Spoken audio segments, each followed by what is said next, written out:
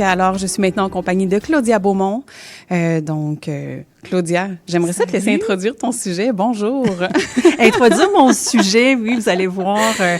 Le terme n'est pas très inspirant, mais quand même, je vous parle aujourd'hui d'espoir. Peut-être d'espoir d'un monde meilleur en ligne, parce que c'est toujours mathématique, le numérique.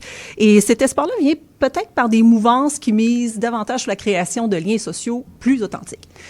Mais avant d'en arriver là, Maude, je dois vous emmener sur un terrain, du web social actuel qui est peut-être un petit peu moins inspirant. Il y a une expression particulière pour le qualifier, c'est « emmerdification ». Oui, quand j'ai lu ça dans ton plan de chronique, j'étais comme « Oh, OK, c'est frondeur comme terme. » Et puis j'ai hâte que tu nous en parles quand même.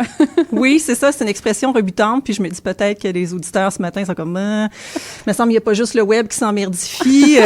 Pourquoi qu'on parle de ça? » C'est parce que en fait, ce phénomène va provoquer de bonnes choses et je crois des choses durables. Ça va prendre du temps, mais c'est le sujet, c'est le thème principal de l'émission. C'est pour ça que je vous en parle.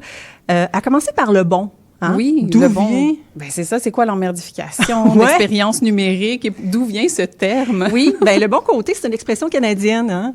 Bon. Donc, voilà, c'est une expression qui a été popularisée en 2022 par un certain Cory Doctorow. Donc, en anglais, c'est enshittification. Et c'est encore plus joli. Oui. Alors, je l'ai traduit. Il y en a qui disent merdification. Donc, on comprend.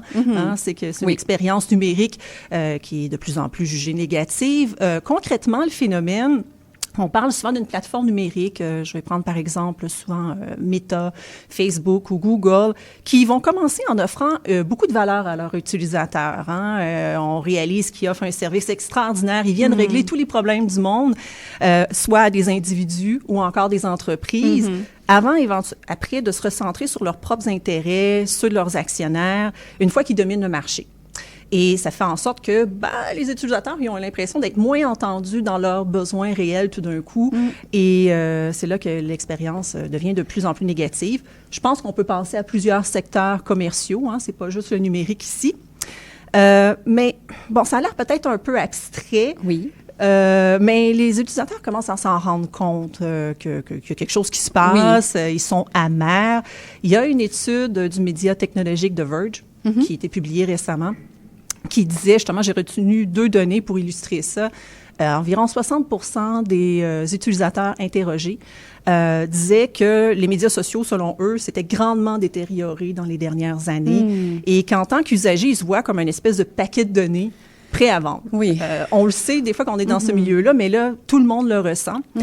Et 75% en général croient que l'expérience en ligne est de plus en plus fragmentée, que les gens, même autour d'eux, dans leur environnement physique, s'enferment dans des chambres d'écho, ce qui contribue à la polarisation qu'on connaît. Et est-ce qu'on connaît vraiment les conséquences du phénomène au-delà de l'expérience qui est frustrante présentement là, sur Google, Facebook? Est-ce qu'on connaît les conséquences de tout ça? Bon, il y en a beaucoup. On aurait besoin d'un petit peu plus de temps aujourd'hui. Les études sont de plus en plus nombreuses, on le devine bien. C'est un sujet quand même assez populaire. Il y a des impacts sur la santé des individus, mais plus largement sur les structures sociales aussi. Okay. J'ai retenu 3 conséquences qui sont assez différentes les unes des autres, juste pour marquer encore les esprits, vous comprenez bien. Une des premières, c'est le brain rot ou pourrissement du cerveau. Ça aussi, c'est charmant. Je le sais, j'ai fait exprès ce matin pour sortir des belles expressions. Le pourrissement du cerveau, d'accord. Oui, tu sais, pour marquer les esprits davantage. Absolument, ça marque. Alors, cette expression a été désignée mot de l'année par l'Université d'Oxford en 2024. Ce que ça signifie, on parle d'un déclin supposé de l'état mental ou intellectuel des individus, à une surconsommation de contenu en ligne qu'on juge triviaux ou peu stimulants, bref, vide. Là, le pourrissement du cerveau en tant que tel, on devine bien que c'est pas un phénomène médical documenté. C'est plus pour illustrer, en fait, les effets néfastes de l'utilisation malsaine des médias sociaux. Assurément, un des effets qu'on connaît, qui est documenté, c'est la concentration qui est affectée, assurément. Une autre, un petit peu plus ailleurs, c'est l'épidémie de solitude qui frappe chez les plus jeunes en particulier. On ne peut pas dire directement que le phénomène de l'emmerdification est responsable de ça à 100%, mais ça y participe certainement. Parce qu'il y a des mécanismes, on le sait, sur les médias sociaux qui encouragent l'addiction. Beaucoup d'études révèlent que les jeunes ont de plus en plus de relations qui ont l'impression qu'ils entretiennent davantage en ligne qu'en vrai. Donc, il y a ça. Et la prochaine chose à surveiller dans ce domaine-là pour les plus jeunes, c'est l'émergence des chatbots alimentés avec l'intelligence artificielle.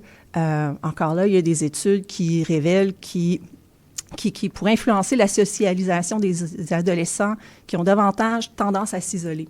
Et on peut comprendre pourquoi, parce que tu rentres en conversation avec une espèce d'entité qui te fait du bien, qui dit des choses que tu as besoin d'entendre dans un monde si compliqué. Alors ça, c'est un aspect. Et un autre complètement ailleurs, celui-là m'intéresse beaucoup, mais c'est concernant l'économie locale, la création de valeur en ligne, que ce soit des artistes ou des petits entrepreneurs qui ont bâti leur carrière en ligne. Bien, depuis quelques années, ils ont beaucoup de difficultés à rejoindre leur communauté. Communauté qui, à la base, ils ont construit sur ces plateformes-là. Ça leur permettait ça. Puis là, maintenant, on a l'impression que ça ne permet plus ça. Oui, puis si je résume brièvement, c'est que l'algorithme des plateformes favorise plus nécessairement les connexions entre les individus, mais plutôt de pousser du contenu avec la section « pour toi ». Que c'est pas toi qui décide, c'est l'algorithme qui voit ce qui vient chercher tes émotions. Qui réorganise tout autour de ça. Ça aussi, quand on le comprend, c'est un peu inquiétant, mais justement, qu'est-ce qu'on peut faire face à des entreprises aussi puissantes? Tu sais, quand on parle d'algorithme, on n'a aucun contrôle là-dessus, on peut rien faire que subir, si on veut, ou accepter que c'est là. Qu'est-ce qu'on fait? On supprime tout sur le champ?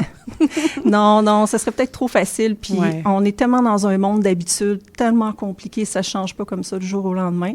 Je sais que le portrait que je vous décris très brièvement aujourd'hui, cela dit, est sombre, mais c'est des plateformes qu'on appelle sociales, puis du moment qu'on reprend peut-être le contrôle de la partie sociale, elles vont peut-être l'être un peu moins. Ça a l'air vraiment utopique, la façon que je l'ai dit comme ça, mais il y a de l'espoir parce que, encore une fois, selon l'étude du média The Verge, la plupart des répondants, même s'ils voyaient que leur expérience est de plus en plus négative, ils ont le goût justement de fermer leur compte, ça révèle aussi un besoin, une faim véritable pour des connexions sociales. L'idée de créer des communautés peut-être plus petites, de moins se perdre à travers des communautés où ils n'ont plus le contrôle sur leurs relations. Donc, il y a ce désir fort et réel. Donc, ça peut peut-être donner lieu à de nouvelles alternatives, que ce soit des plateformes sociales ou des nouveaux comportements. Et par ailleurs, les plateformes comme Facebook, X ou TikTok perdent vraiment aussi du terrain en termes de confiance chez les utilisateurs. Bien, ça ne m'étonne pas. Là, surtout dans les derniers mois, on voit de plus en plus même des organismes, des entreprises qui sont comme, bon, vers qui on se tourne maintenant parce qu'on s'est habitué à promouvoir sur les plateformes sociales. Tu le disais tout à l'heure. Puis là, on cherche un peu sur quel côté tirer pour se dire, bon, ben je vais changer, je vais faire le saut, mais qu'est-ce que je vais retrouver là? C'est un peu inquiétant. Puis on est effectivement découragé là, de ce qui se passe sur les plateformes habituelles. Oui, c'est décourageant. Je dirais, on parle beaucoup de consommer local, mais les actions en ligne aussi, la façon qu'on utilise les médias sociaux, y est pour quelque chose. Puis donc, c'est toujours de se rappeler que l'outil il doit être à notre service et pas le contraire, et de comprendre quand on fait une utilisation peut-être plus passive. Donc, peut-être une utilisation passive, dans ce serait quoi? Passive, ça, c'est un classique. Par exemple, vous êtes dans une file d'attente. Bon, OK, j'ai besoin de me distraire. Je prends mon téléphone. Des fois, on y pense même plus. Je pense que je suis comme ça, moi aussi. Ça peut être parfois pour prendre des courriels, mais dire, OK, je vais aller voir ce qui se passe sur différentes plateformes. Et parfois, on prend même pas le temps de juste, comment je pourrais dire, réfléchir à l'action qu'on veut entreprendre. Ça pourrait être de, oui, encore aller sur, par exemple, Facebook, mais peut-être d'aller voir un média en tant que tel qui est là ou un créateur de contenu. Donc, déjà, de prendre conscience de ce qu'on veut faire, là, plutôt que de se laisser emporter par la vague de contenu, c'est une chose. Puis, il y a des beaux exemples. L'important aussi à long terme, c'est de renforcer son esprit critique en ligne. Je pense qu'on va mettre de plus en plus l'accent là-dessus, peut-être en éducation. Sur le plan personnel, si ça vous intéresse, il y a le projet collectif. Il y a des plateformes qui ont lancé en commun, qui est une très belle alternative. Je sais qu'il y a beaucoup d'auditeurs qui s'intéressent aux sujets sociaux et environnementaux. Absolument. Allez là, vous allez trouver des gens de profondeur. Vous allez pouvoir entrer en communication avec eux. Puis donc, ça s'appelle Projet Collectif. Projet Collectif, c'est l'organisme en tant que tel qui est là pour favoriser un accès aux connaissances et un échange de la communauté dans une perspective de bien commun.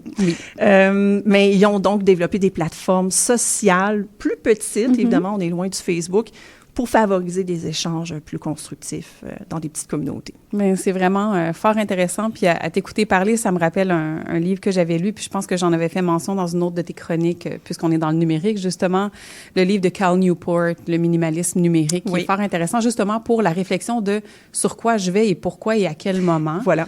Ça, c'est vraiment une analyse intéressante à faire que j'invite tout le monde à...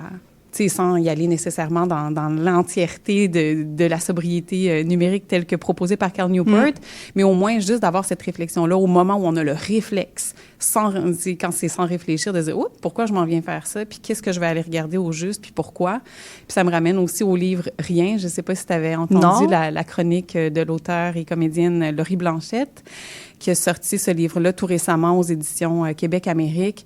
Donc, justement, nos réflexes, c'est de remplir les espaces de vide qu'on attend sur un coin de lumière, à l'épicerie. Ça aussi, ça a comme rallumé cette lumière-là de dire, mais pourquoi pas profiter de ces moments pour laisser le rien nous envahir un petit peu.